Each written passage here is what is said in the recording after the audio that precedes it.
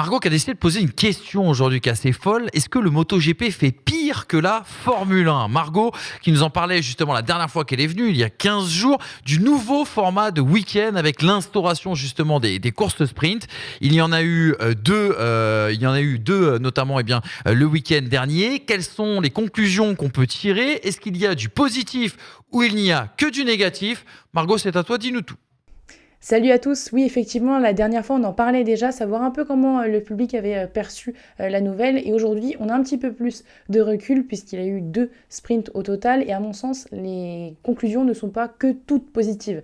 Donc pour rappel les sprints ce sont chaque Grand Prix tous les samedis et c'est moitié moins de distance que le Grand Prix le dimanche et ça permet aux 9 premiers de recevoir des points.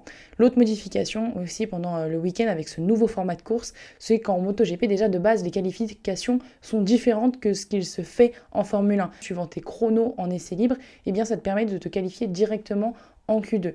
Avant, tu avais 3 séances et dorénavant, ce ne sont que sur les séances du vendredi. Donc, ce qui ajoute beaucoup plus d'enjeux et plus de pression pour les pilotes. Ajoutez à ça que la place sur la grille est très importante. Aussi, il y a la pression du samedi, beaucoup plus de nervosité, puisqu'après les essais libres du samedi matin directement, il y a les qualifications qui enchaînent, et 3 heures à peu près plus tard, la sprint. Et entre-temps, les pilotes doivent répondre à leurs obligations médiatiques et aussi, accessoirement, se préparer pour la course. Et après 2 premières courses sprint, pour certains pilotes, eh bien, c'est tout simplement de la folie ou la jungle, pour reprendre les mots de Joan Mir et Fabio Quartararo. Samedi, j'avais plus l'impression de regarder du Moto3, alors forcément, il y avait beaucoup de dépassements, beaucoup de batailles en course, beaucoup d'agressivité, et on va pas se le cacher, c'est ce qu'on aime. Ce serait mentir de dire qu'on n'aime pas voir du spectacle, et en même temps, c'est aussi ce que la Dorna souhaite et veut. Le seul problème, c'est que les conséquences sont déjà là, puisqu'il y a déjà 5 blessés au total en 2 Grands Prix. 2 qui se sont blessés lors de la course sprint, donc Bastianini et Joan Mir. Pol Espargaro, qui lui s'est blessé le vendredi en essai libre pour essayer de faire un meilleur chrono pour directement être qualifié en Q2. Donc indirectement, il fait partie de ces blessés-là. Donc en 2 Grands Prix, on se retrouve avec une grille de 17 pilotes en MotoGP. Bien évidemment, Marquez et Oliveira, qui ont chuté pendant le Grand Prix du Portugal le dimanche, font partie des 5 manquants, mais ne sont pas dus aux qualifications, ne sont pas dus aux courses sprint. Et pour répondre à la question, est-ce que le MotoGP fait-il pire que la F1 ? Même si en MotoGP, les teams ont encore le droit de monter sur le muret des stands pour célébrer les victoires, aujourd'hui, à l'heure actuelle, eh bien, les sprints ne sont pas convaincantes juste au regard du dégât humain. Pourquoi au final ? Pour plus de spectacles ? Oui. Pour plus d'audience le samedi et surtout le week-end en général ? Aussi, mais aussi pour donner peut-être plus de revenus à la Dorna, au championnat, mais au final au péril des pilotes qui prennent beaucoup plus de risques. Merci Margot pour ce joli papier. Quelques questions de relance ici en plateau. Qu'est-ce qu'ils ont pensé justement ? Quel est l'avis des pilotes ? Quel est l'avis des écuries ? Et d'ailleurs, est-ce qu'ils sont d'accord, pilotes et écuries ensemble ? Les avis sont plus différents au niveau des pilotes. Il y a ceux qui aiment et ceux qui n'aiment pas. Par exemple, Jack Miller, pilote KTM, fait partie de ceux qui adhèrent au format. Pour lui, c'est leur job, ils sont payés pour ça. C'est certes fatigant et exigeant, mais pour lui, il y a des jobs qui sont bien plus exigeants que le leur.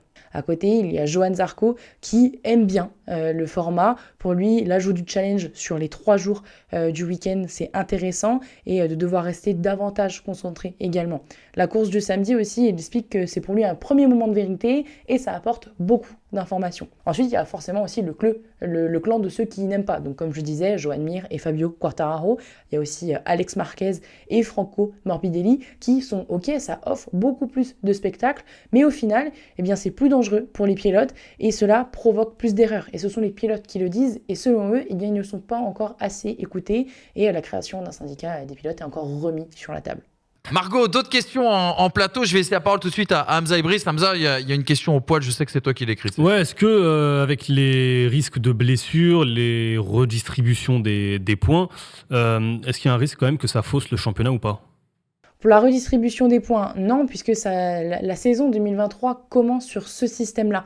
Donc ça n'arrive pas en cours de route, ça fait partie des épreuves. Et les pilotes, au final, pourront repartir avec 37 points au total. Au contraire, ça peut davantage resserrer les taux au classement général, et ça, c'est intéressant. Il n'y a pas que du mauvais non plus dans les sprints. Ensuite, c'est potentiellement peut-être aussi plus de pilotes qui peuvent se battre, donc à la fin du championnat pour le titre. Concernant les blessures, le risque augmente dans tous les cas. Il y en a toujours eu des blessures en moto et le risque a toujours été là.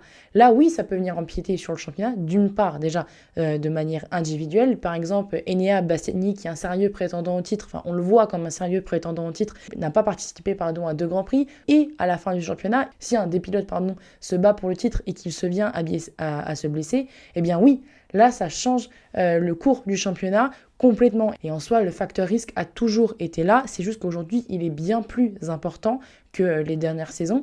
Enfin, ça a déjà été avéré puisqu'il y a déjà 3 pilotes qui ont été touchés, entre guillemets, par ces courses sprint.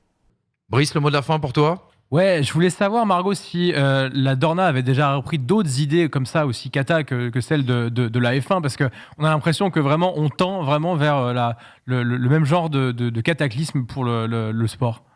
Pour reprendre un exemple très récent, eh bien, le MotoGP a lui aussi instauré la parade des pilotes, à l'instar de ce qui se fait en Formule 1. Et en soi, c'est une bonne idée, vouloir rapprocher les pilotes des fans. Mais au Portugal, eh bien, c'était un petit peu bâclé dans le sens où les pilotes étaient sur une sorte de charrette. Alors en Argentine, ils ont été surclassés avec un bus londonien.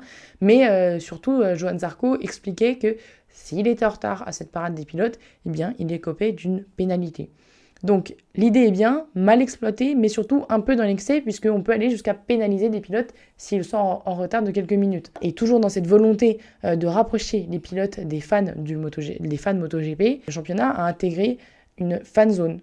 C'est comme un grand tapis rouge, comme au Festival de Cannes, sauf que cette fois, eh bien, les fans ont pris la place des photographes pour eux aussi avoir leurs photos. Là aussi, l'idée est bonne et intéressante, mais c'est un peu ridicule quand on regarde tout ça, parce que les pilotes n'ont pas forcément, comme d'habitude, le temps d'échanger beaucoup avec les fans, mais ils font un pas, même pas un demi-pas, font une photo, c'est un peu à la chaîne et c'est un peu bizarre à regarder. Et Johann Zarco expliquait aussi qu'il passait un petit peu pour un con, pour reprendre ces termes, quand Bagnaia, Marquez ou encore Quartararo arrivaient dans cette fan zone, eh bien plus personne ne le calculait. Les idées sont bonnes, et des idées qui proviennent de la F1 sont juste mal exploitées et tout est précipité en ce début de championnat, alors que c'est des choses qui peuvent fonctionner à l'avenir. Donc à voir l'évolution. Merci beaucoup Margot pour ce nouveau beau papier MotoGP. Nous, il y a une coupure de 1 mois pour la Formule 1, donc on va pas parler MotoGP pendant 1 mois, mais tu reviens bien évidemment s'il se passe quoi que ce soit.